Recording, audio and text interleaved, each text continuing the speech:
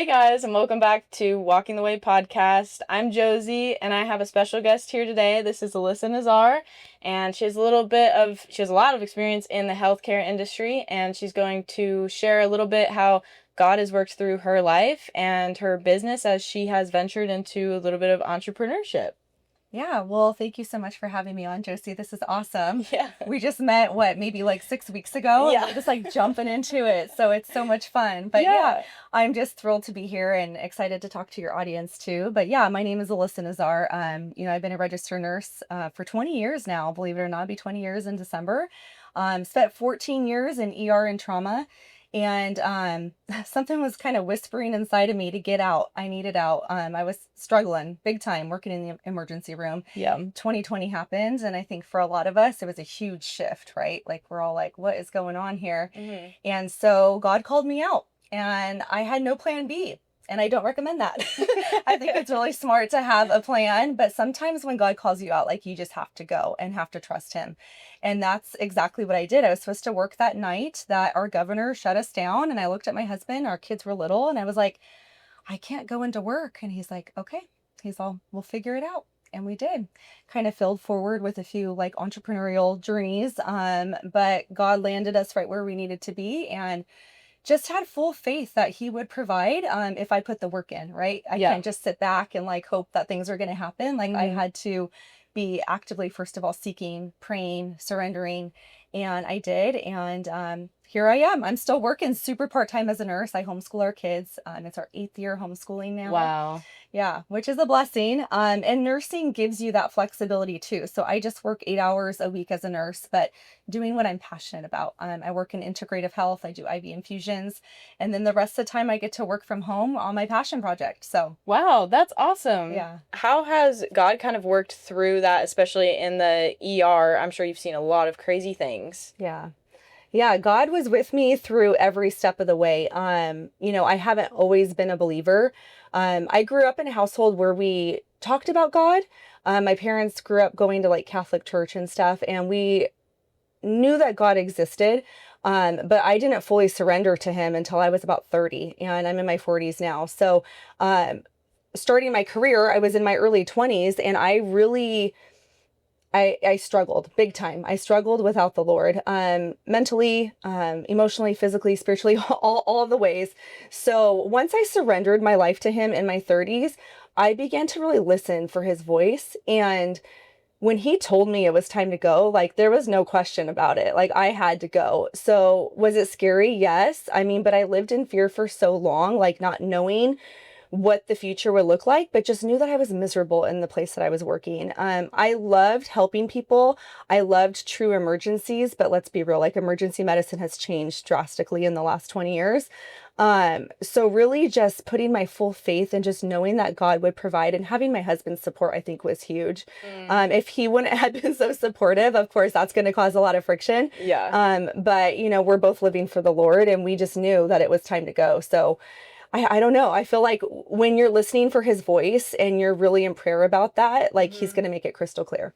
No, that's awesome. I can't even imagine God telling me like, hey, you need to leave your job. I'd be like, what? That's crazy. Right. What, you said you came to the Lord when in your 30s, you said? How did that happen and how did that come to? How much time do you have? No, I'm kidding.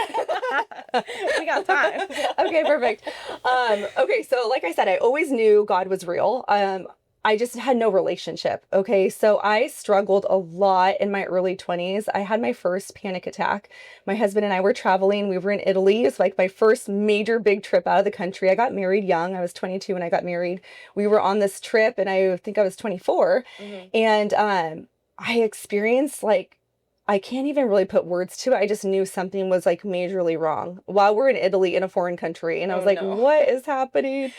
And so we came home and I was like, okay, well, maybe that's done. Whatever that was, like, let's put that to rest. But I fell into a really deep depression, and I'd never experienced that before. And I had like a lot of shame and guilt around it.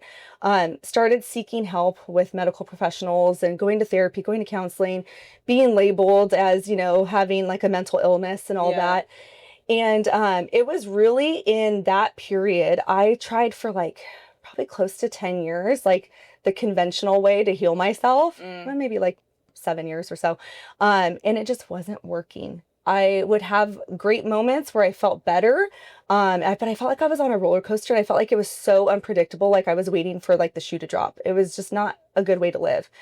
And I know I shared with you, and I share this with other people, but like there was just so much shame around that. I did not want this. And I was almost like, I want to say mad at God, but like, why am I dealing with this? Like, what's the purpose of this? I hate this. This is so painful and so hurtful and so evil. Like, I don't want anything to do with this. And I was, and I was probably about 30, and I was in my room, and it was just a really dark moment. My husband was at work. My mom was home. She was helping me take care of our kids.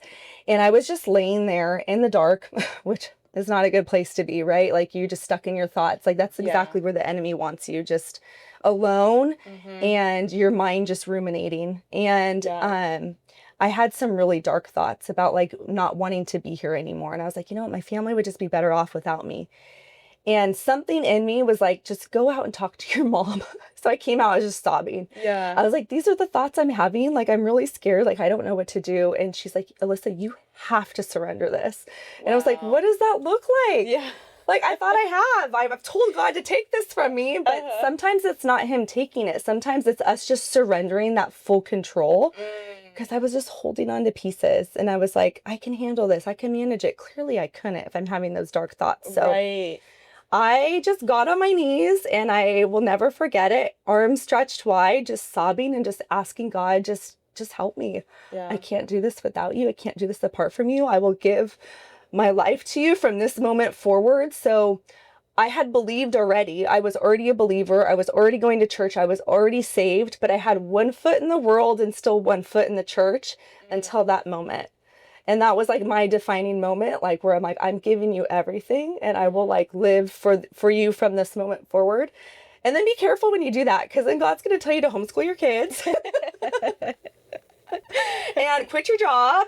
And so it's funny, like I can laugh about it now, but like during the time I was like, oh my gosh, there's so much uncertainty, but okay, God, like I trust you, and I know that you have this. So that's a little bit of my journey. And so the last 10 years have just been full surrender, like really just living every day for the Lord, just waking up and be like, all right, God, it's a new day. Like, what do you want me to do? Like, I'm serving you and whatever. And of course I don't do it perfectly. I fail and stumble and sin and do all those things. But the difference is I have the Lord, and I know that I can just repent and turn away and continue to follow Jesus. So wow, that's a crazy testimony. And honestly, like, props to your mom too for telling you honestly, to surrender it to the Lord, because like not everybody has parents like that will tell them. It's true. So that's truth amazing. and love, right? Truth and love. That's what mamas are for. So yeah, that was a pivotal moment for sure. Wow. And how do you see yourself still surrendering to God every day in like your work, in your marriage, in your life, just everything in general? Yeah. Well, gosh, life is heavy. Yeah. Right? There's a lot of noise, especially right now. And I feel like if you don't have that personal relationship, like, oh gosh, the enemy's going to get in, and he's just going to cloud your mind, and he's going to just create a lot of doubt and anxiety. And we have to understand none of those things are from God. Right. So my daily surrender, honestly, is just praying before I get out of bed. Like, thank you, God, for allowing me to wake up and use me. And sometimes I wake up with a little bit of anxiety, I'll admit. Like, I have, a list of to-do things, whether it's with the kids, my business, like all the things, but like I just ask God for guidance in that and peace in that. And I could not do what I do if it wasn't for God. Like, first of all, homeschool my kids, because I'm like, I never asked for that. I was like, when God told me to do that, I was like, are you sure? Are you sure this is what you want? But so yeah, it's a daily surrender in everything. And marriage too. Like, my husband and I are celebrating, it'll be 19 years, September 1st of being married. We've been together since I was 19, which is crazy. Wow. So talk about like, marriage is what, two imperfect people living together. So there's like this constant, battle of the flesh going on. And I have to pray for him, pray for myself, pray over our family. So honestly, just, daily surrender looks like just giving it to God every day, and knowing like we're just his vessel. Like, just use us however you want to use us. and just being in constant communication with God, you know? Yeah. That's awesome. And so since you guys have been together for so long, that's awesome. That's amazing. Thank you. How has God worked in your marriage, and how have you guys chose to, put God first in everything and just follow him together? What does that look like? Well, excellent question, because neither of us came from that background. Okay. Actually, my husband grew up in a Muslim home. Wow. He's from Afghanistan, born in Afghanistan, came here as a refugee of war when he was a baby. Oh my gosh. Yeah. God has pursued him since day one. So talk about powerful testimony. He will never come on and do something like this. I wish he would, because I shout it from the rooftops, like how good God has been in his life. And so he grew up in a Muslim home. He never accepted the faith. For him, it always felt wrong. He saw a lot of hypocrisy in his family. But he's had people speaking into his life all throughout his life. God is so good. From his little neighbor that used to make him cookies and read Bible stories to him when he was a kid, to his high school coach, to his roommate when I met him. Just really neat to see God's fingerprints and all that. And then in my life too, I've had people throughout my life too. So we started without a foundation of God. Okay. Oh, wow. I would not recommend that. It was rough. I tell people, there was a lot of talk in the early years. We would throw the word divorce around, just living for the world, like our own fleshly desires. We made really good money. I was working in the ER. My husband has a great career too. And, if we wanted to buy me a new Lexus, we'd go buy me a new Lexus. But we'd still have like an unfulfillment and a lot of fighting and a lot of we weren't happy. Yeah. And I explain it to people like we were out at sea in a ship without a captain. That's literally how it felt. We were just riding the waves of life. Yeah. And it was tumultuous. And so he was always super supportive of me wanting to pursue a relationship with God. So I went first. Okay. And that was in my anxiety and depression. I was seeking. Okay. Yeah. Had a friend invite me to church. I started going to church with her, and he was always super supportive, but was always like, oh, well, that's your thing. Yeah. But go. If that makes you feel better, go. And then he would ask me about it. And then one day I'm like, will you come with me? And he's like, yeah, I'll go. And then so I got saved first. I dedicated my life to the Lord and was saved. And he followed shortly thereafter. And we dedicated our kids to God. And we just decided from that moment on, like, this is how we want to raise our kids. We've done it without him. Yeah. Didn't work. Now doing it with him, do we still have trials, tribulations, all the things? Yes. But let me tell you, it's just so much sweeter. And did you guys know there's like a manual for how to do life? It's literally the Bible. We would joke and be like, I wish there was like a book for that. Yeah, like that would tell you what to do. It's called the Bible. So yeah. That's true. Yeah. Any trouble or like things that we have or conflicts in our life, it's like, okay, well, what would God say about that? What does the word say about that? And so we seek that together, and it's a really cool thing. So we like to teach our kids that too. And yeah, our pastor jokes, like, because with his kids, he was always like, well, this is what God would say. And it's like, well, is everything always about God? And now it's like, that's us. Because I'm like, okay, you're having a trouble with a friend. Okay, what would be the biblical thing to do? And they just kind of roll their eyes. But I know one day it's going to pay off. They're going to see it. So. Yeah. No, that's awesome, because like worldly solutions can only get you so far. Yeah. If it's not from God, like why wouldn't there be an instruction manual on life if we weren't supposed to follow that? Yes. But what do you guys, as a married couple, as you say, like when you go to the Bible about things, what was kind of like your first thoughts about when you start reading into how women should be in the family dynamic? And how have you guys kind of either wrestled with that or followed it? What have been your guys' ways that you have followed that or maybe not followed it? How has that been working? Because I know that's a huge, it's a huge battle on both sides on, how a woman should be in the family dynamic and to her husband, and how a husband should be to her. Yeah, that's a deep one. Yeah. it's a loaded question. Yeah. It's a loaded question. So for living for the world for so long, I would say when I first read about, I'm assuming you're talking about like how a woman is supposed to submit to her husband. Right. But also in that, it talks about, and I know we talked about this too, it also says like the man is supposed to cherish and love his wife, excuse me. So if there's no love and value and cherish and respect, there can't be submission. So Right. it's like, it's a two-way, like God being the head, and then of course the man and the woman, and then our children underneath. So in the beginning, I would say that was a hard message to hear, because I was like, it goes so against of what the world says, right? Yeah. It's like girl power, you can do anything a man can do. And I'm like, Yeah. no, we really can't. I don't believe that. A man is a stronger person. Yeah. I can't bench, bench what my husband does.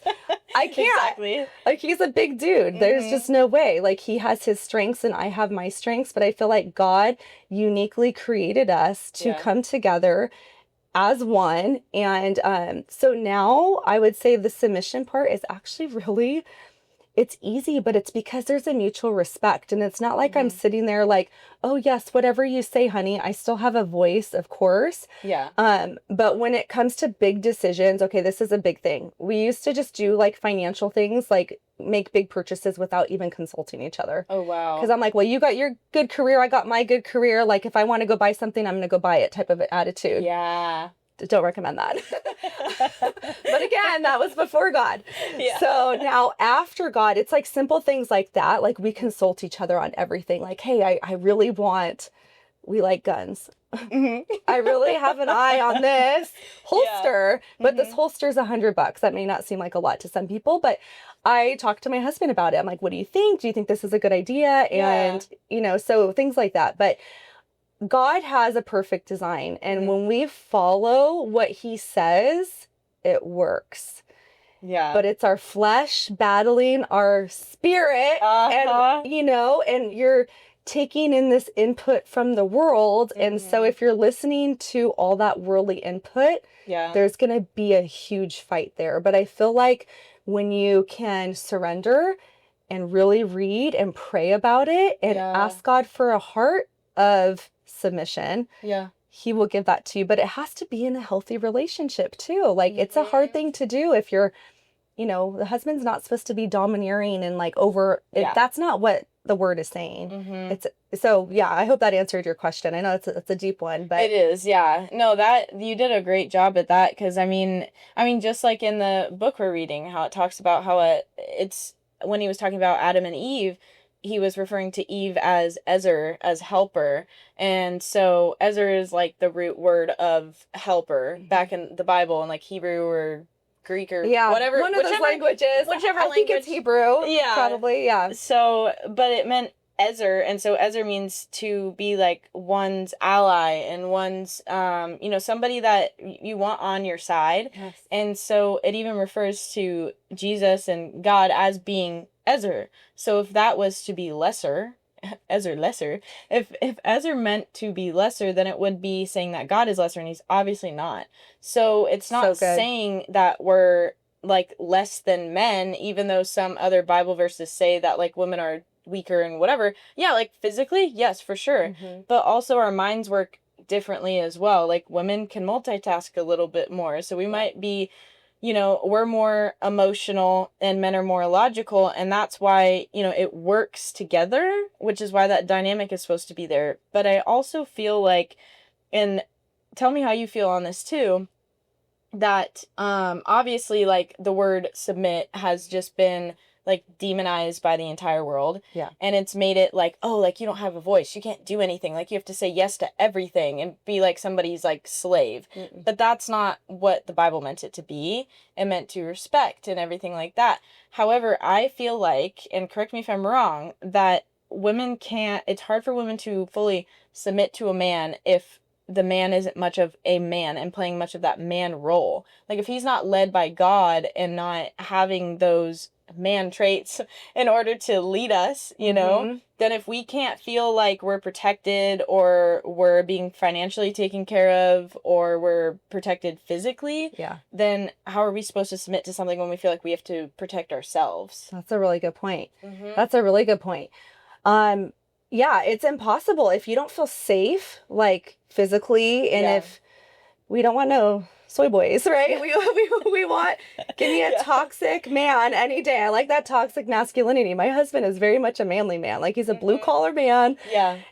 But because of who he is, and I feel so safe in our relationship, and he makes me feel so loved, so safe, so cherished, you can have that submission. But let's talk about the word helper and ally. Yeah, we're an ally. We're a partnership under God. Yeah. So, but we both have different strengths. We both have different weaknesses. Yes, I'm a way better multitasker than my husband. Oh my gosh, if my husband had to homeschool the kids and work and do all the things, like, it just wouldn't happen. Yeah. You know, but yeah, God gives us different gifts, and that is by design, and it's so intentional. And I think when we can really recognize that and take those on, there's just this like empowering femininity that comes with that, that is from God. It's not from this world, it's from God. And I've never felt more beautiful to my husband, because I feel like our relationship is finally like, okay, we're aligned with God. Yeah. It's the way it's supposed to be. And it's just a really beautiful thing if you can get to that point, you know? Because I'm telling you, it's been many years of failing forward, but the last, at least 5 to 7 have been just really strong and really good. Really since COVID, I feel like. Wow. Yeah. What about specifically since COVID, do you think? I think it just gave us a really different perspective, and me walking away from my ER job, it was just, it really forced us to trust God. Whereas before, because we've been financially okay, we do okay, and we're so blessed, and my husband works extremely hard. We're both really hard workers. Yeah. So what we have is, from God, but because we're both extremely hard workers. So I feel like, I lost my train of thought. Sorry. It's okay. Well, yeah, I don't know if you wanted to finish that off, but no, it's honestly, I feel like, because you mentioned the femininity part, and that's something where personally with me, it is so hard for me to, and that's where I get convicted almost with not like a Jezebel, but slightly, anything that's not like the Proverbs 31 woman, I'm like, am I a Jezebel then? No. But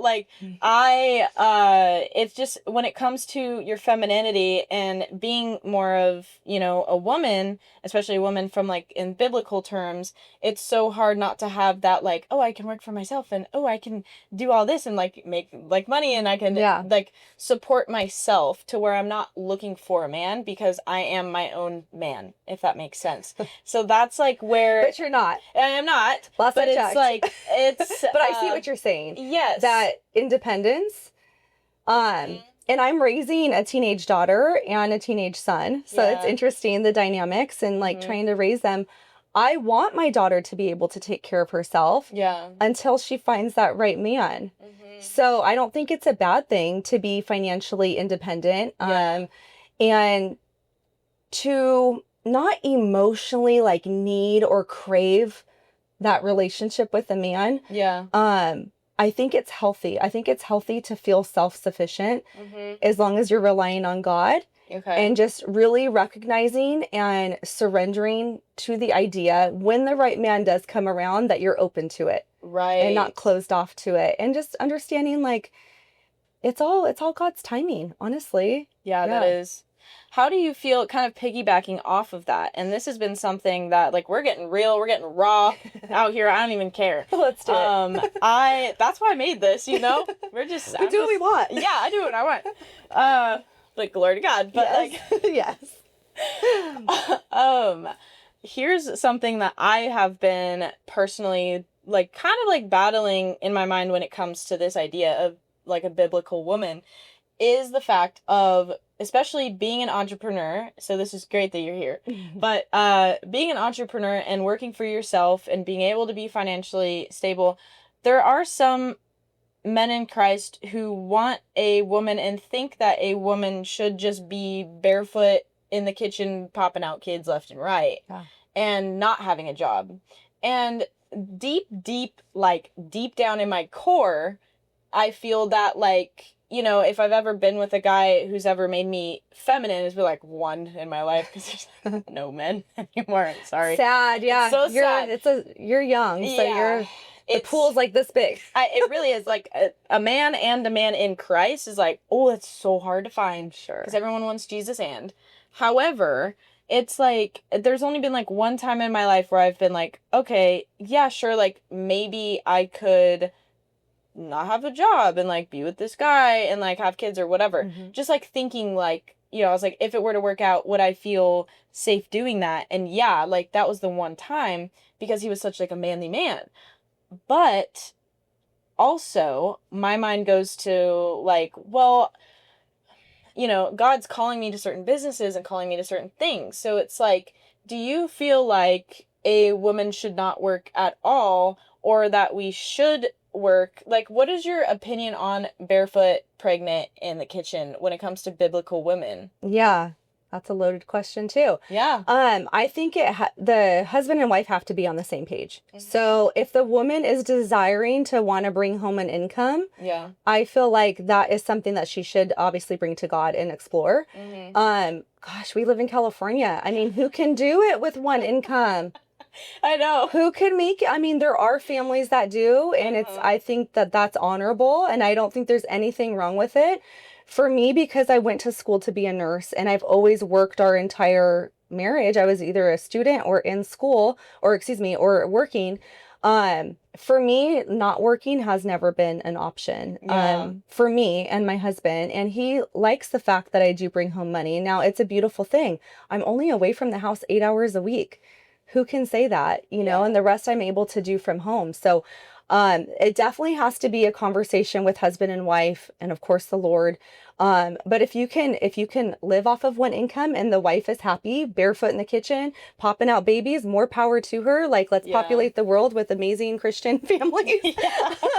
But if she's not feeling fulfilled in that role, and the cool thing is like there's so many options out there. Like, you don't have to go work a 40-hour week. Like, you can do things still at home and still be a very present mom. Like, I take my kids to all their sports stuff, like I'm very involved. And obviously I homeschool them. So like we're together all day, every day.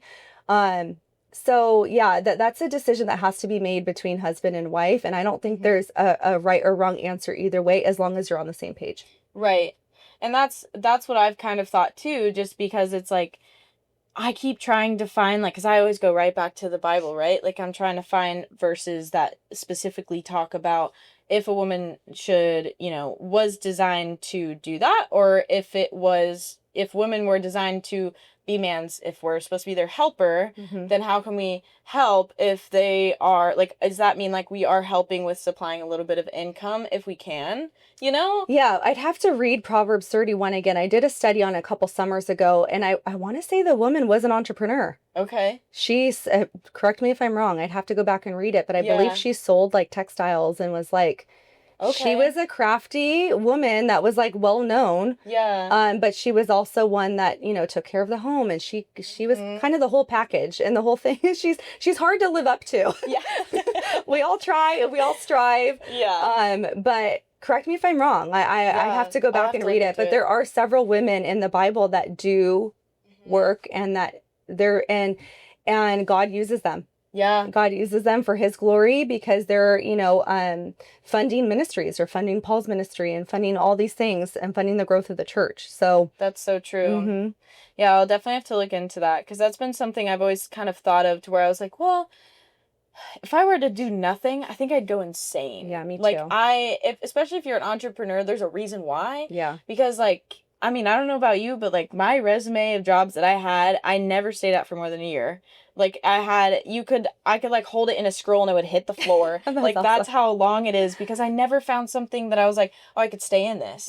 Like, I could never just stay working for someone. It had to be, because I was always coming up with all these different ideas. Yeah. And I was like, well, I could do this, or I could do this. And so it was once I started being my own creative self and actually, like, implementing those into real life and creating something, is when I felt the most, like, alive. That's cool. But it wasn't even like when I asked God, and I ask him all the time, I'm like, you can take away everything I have and I'll follow you. I don't care.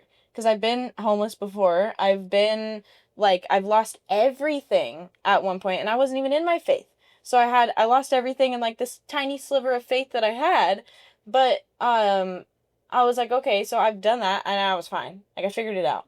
So it's like if I give it to God all the time and I'm like, what do you want me to do? And he's always like, business, like you should do this. Yeah. So I'm trying to listen to that. And that's where I feel like, well, why would women only's purpose to be just popping out babies in the kitchen if there was so much more that God wanted to show through women, Yeah. But there's like stages. There's stages and seasons for everything. So you could be barefoot in the kitchen popping out babies. And then your kids get older and maybe you're like, gosh, I just feel really unfulfilled, or, our finances are really struggling. You know what? I'm going to go pursue that passion that's always been burning in my heart. Yeah. So I feel like there's stages and seasons, and God will call you into different seasons for different things. And, but the main thing is just staying in communication with him and surrendering that. Like, Lord, is this the business you want me to be doing? Yeah. And if it's not, take it away, like you said, and he will. Yeah. He will. Be careful what you pray for. He will, and he'll make it crystal clear. So yeah, I think it's like, if I wanted to go back and work full time as a nurse, which is never going to happen, I'm pretty much unemployable at this point. Like, I love my boss that I work for 8 hours a week, but I could never go back to the hospital at this point. But there is that option if my kids are older and I'm like, oh, what am I going to do? But that's not going to be it. I'm going to pursue other passions of mine. But yeah, I think as long as you're in communication with God, like he's going to tell you, like he's going to tell you what the season is. That is true. There's a season for a reason. There's a reason for the season. In every part of your life. Like, it doesn't mean nothing is permanent. Everything is always changing. Fluid. Yep. So let's talk a little bit about your entrepreneurship now that we kind of segued into that. Why don't you tell us a little bit about what exactly you're doing and what exactly led you to that specifically? Yeah, so I work with an online wellness store, and I pretty much just help people ditch the toxins in their house and shop for an American-made brand, and it is incredible. I've been doing it for almost 5 years now. My passion has always been education and like really pouring into people, because working in the ER, let's be real, it's Band-Aid medicine. It has its purpose, trust me. I worked in trauma also, and it has its purpose, but my brain would always go to, but why did this happen? Why does this 50-year-old have all these medical problems and on all these prescriptions and all these things? And a lot of things that we do are controlled by our environment. Right. So very few is by genetics. A lot of it is habits and environment. And so that has been a passion of mine. I also woke up to this side of really medicine, integrative, holistic medicine. Let's see, my nephew's 15. So it was like 13 years ago, he was injured by childhood vaccines. And yep, this is my sister's first baby. And so I was working in the ER at the time. Never even fazed me that could happen. I'm not even joking. Like, we were never taught that. That was never a discussion. But my sister, whom I just love, she's my best friend, came to me. And she was like, hey, I really think this is what's going on. And she had pictures and she had timelines and she had evidence. And I saw the change in my nephew. And I was just like, I didn't really understand it. And when she told me that, I was like, oh my gosh, you are right.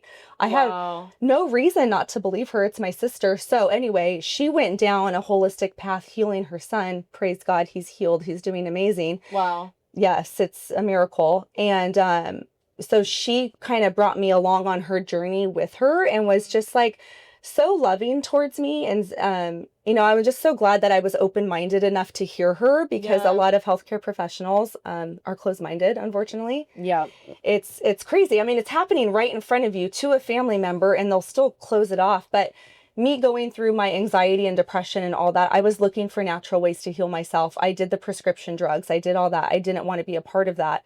So she really encouraged me to seek that out. And once I did and started changing the products that I was using, personal care products, the supplements I was taking, to the food I was buying and bringing into our home, to the cleaning products I was using, all those things, it just was like, wow, we have so much control over our health, but Big Pharma doesn't want to tell you that. They want you to be a dependent customer for life. Yeah. And if I never really had that awakening, like, I'd probably still be on prescription meds and not feeling any better. And so anyway, to answer your question, 2020 happened. I left the ER. I kind of tried a couple, dabbled in a few other things. It wasn't a good fit. A friend from church shared this with me, and I was like, this makes so much sense. I love this. I've already done it myself, switching products and doing all the things. So show me how. So now I help women do the same thing that I do all across the nation. And people that are looking just to bridge a financial gap in their life. I work a lot with healthcare professionals, obviously, because that's my story, but a lot with like stay-at-home moms, teachers, anyone really that's just looking to have a cleaner home and to help women. So that's what I do. So that's so awesome. And that's Thank really you. inspiring, especially with the story that you have coming from somewhere, that we tend to rely on a lot. Yeah. Like we're always like relying on what the doctor says and this and that. I mean, same thing with me with breaking my neck. And then I went and started using a holistic thing. It's called a MagnaWave.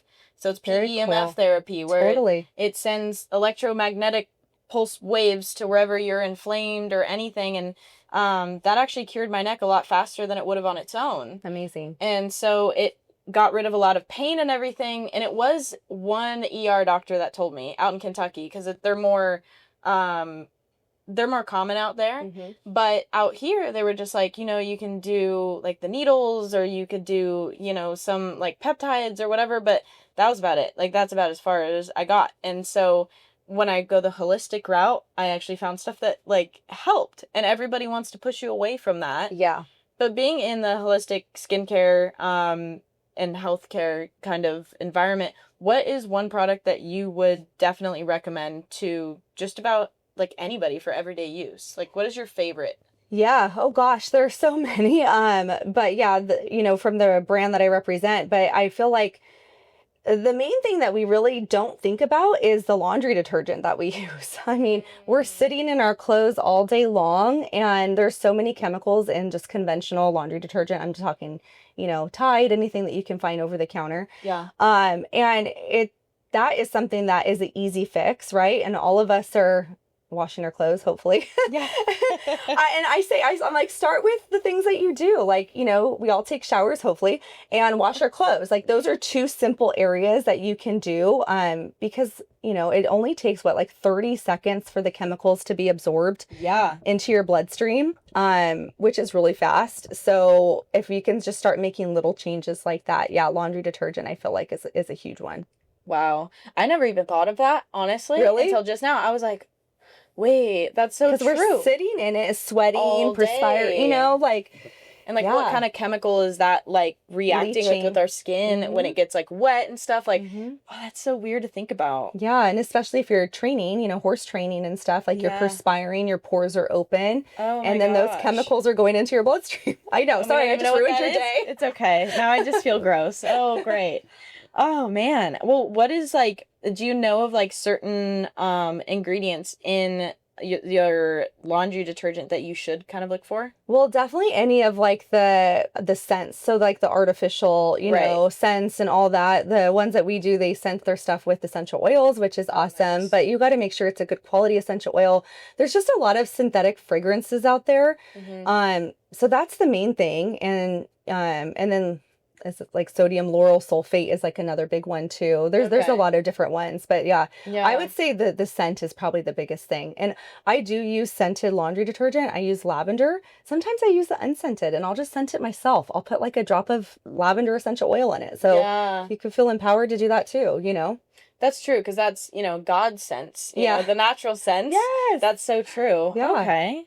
I'll have to try that for sure. Yeah, we'll chat. What is, so people can find you, what is that business that you're working for? We do referral based. So it's not something that you're going to see advertisements for. They've been around for over 40 years, and it's really relationship built, which I think is so powerful. So they take all that money that they would have used in marketing, and they use that to invest in higher quality products. And then they pay normal people like me to share the store with others. Wow. Which is really neat. So but you can find me on Instagram, Alissa.Nazar. And then, that's something that we can chat about. Okay. Yeah. Awesome.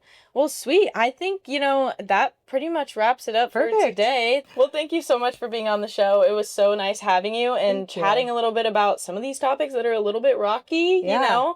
But welcome. I think that's important that, as women in Christ, believers, as just a community in Christ, that we need to be talking about some of the more uncomfortable things. Yeah. Because if we don't talk about it, then how are we going to know? How are we going to accurately spread the gospel? How are we going to share the love with others, Yeah, salt and light, baby. Salt and light. Salt yes. and light. Like, yeah.